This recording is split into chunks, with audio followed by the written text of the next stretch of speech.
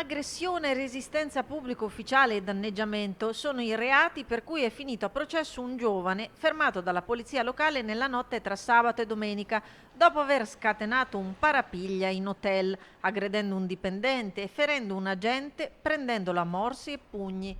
Gli agenti sono stati chiamati tra via Catalani e viale Verona a seguito della segnalazione di un'aggressione ai danni di una donna che si trovava con la propria auto in compagnia di alcuni conoscenti ospiti del vicino hotel. Dopo l'aggressione alla donna, senza una chiara motivazione, il giovane ha prima minacciato con una cintura e aggredito un dipendente dell'hotel, poi si è rifugiato in uno dei terrazzi dello stabile. Nella fuga ha danneggiato alcuni arredi della hall e alcune porte di sicurezza dell'hotel. All'arrivo della polizia locale, il giovane ha scagliato contro gli agenti una grossa pietra senza riuscire a colpirli. Al tentativo di immobilizzarlo, l'uomo ha risposto sferrando calci, morsi e pugni, causando a uno di loro delle lesioni.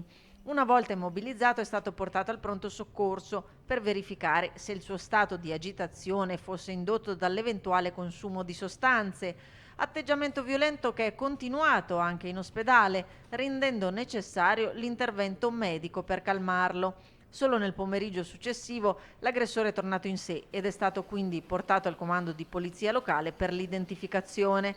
È stato arrestato per i reati di resistenza e violenza pubblico ufficiale, lesioni a due persone, minacce e danneggiamenti. Lunedì si è tenuto il processo per direttissima che ha disposto il suo trasferimento in carcere.